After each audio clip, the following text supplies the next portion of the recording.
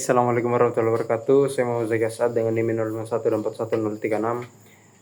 Dari kelompok 1 akan mempresentasikan sebuah makalah kami yang berjudul Implementasi Merit System dalam Mutasi ASN di Daerah Sulawesi Selatan.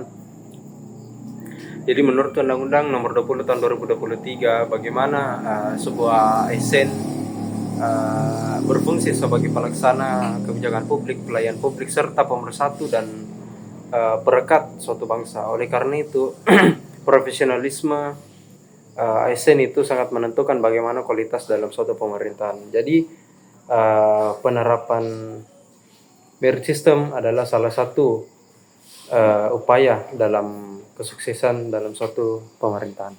Baik, di sini saya akan menjelaskan latar belakang. Jadi, menurut Komisi Aparatur Sipil Negara atau KASN pada tahun 2023, sistem merit bertujuan untuk menciptakan birokrasi yang profesional, objektif, transparan, dan juga bebas dari praktik nepotisme maupun intervensi politik.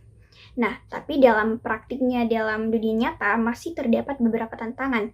Salah satunya itu ada kasus mutasi ASN di Provinsi Sulawesi Selatan pada tahun 2023 yang memunculkan polemik sejumlah ASN yang mempertanyakan apa dasar mutasi yang dinilai belum sepenuhnya transparan. Nah, dari kasus inilah yang menjadi fokus analisis dari kelompok kami. Baik, selanjutnya di sini saya akan menjelaskan kerangka teori manajemen pemerintahan. Nah, dalam penelitian kali ini kami menggunakan teori manajemen pemerintahan dari tokoh George R. Terry. Dalam manajemen pemerintahan George R. Terry ini terdiri atas 4 fungsi utama. Yang pertama yaitu planning, organizing, actuating, dan controlling, yang biasa dikenal dengan sebutan POAC. Nah, keempat fungsi tersebut itu untuk menilai apakah pelaksanaan mutasi ASN ini telah sesuai dengan prinsip manajemen pemerintahan yang efektif dan efisien. Sekian dari saya, terima kasih.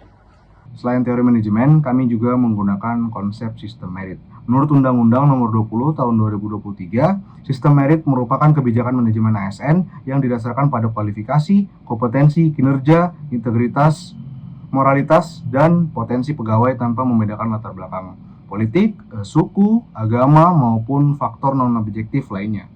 Dengan demikian, setiap ASN memperoleh kesempatan yang sama untuk mengembangkan karir berdasarkan prestasi kerja. Baik, di sini saya akan menjelaskan pada bagian gambaran kasus. Berdasarkan data yang kami analisis, kasus ini bermula ketika terjadi mutasi, rotasi, dan penonjoban di sejumlah ASN di Sulawesi Selatan. Menurut Muin, sebagian ASN mempertanyakan dasar mutasi tersebut karena merasa tidak memperoleh penjelasan yang memadai mengenai penilaian kompetensi maupun alasan administratif.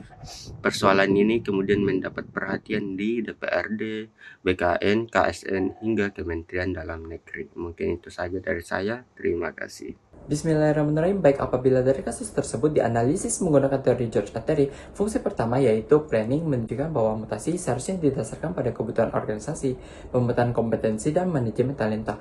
Namun berdasarkan hasil temuan yang dilakukan oleh Firdaus, Yunus, dan Rusdi pada tahun 2025 menunjukkan bahwa hasil kompetensi asesmen belum sepenuhnya menjadi dasar dalam penempatan jabatan strategis. Pada fungsi organisasi, pembagian tugas antar lembaga sebenarnya telah berjalan sesuai kewenangannya. Gubernur sebagai pejabat pembina kepegawaian, BKD sebagai pelaksana teknis, serta BKN dan KSN sebagai lembaga pengawas dan pembina. Baik, sebelumnya terima kasih atas kesempatan yang telah diberikan.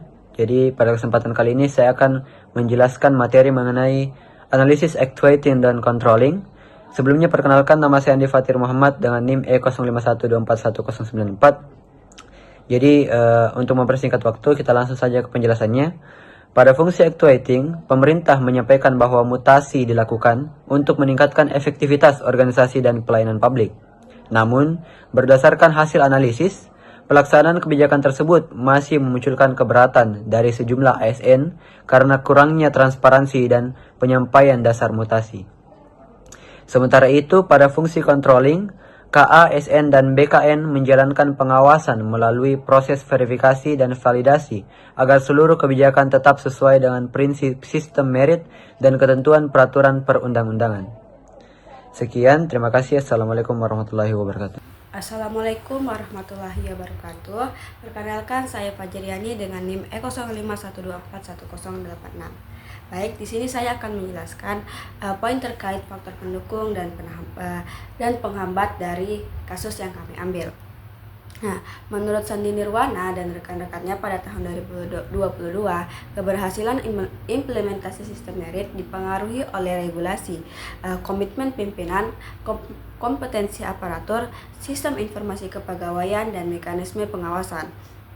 Nah, dalam kasus Sulawesi Selatan, faktor pendukungnya adalah adanya regulasi yang jelas, penerapan manajemen talenta, serta pengawasan dari KASN dan BKN. Sedangkan faktor penghambatnya meliputi potensi intervensi politik, kurangnya transparansi dalam mutasi, serta belum optimalnya pemanfaatan hasil kompetensi asesmen. Baik, sekian dari saya. Wassalamualaikum warahmatullahi wabarakatuh.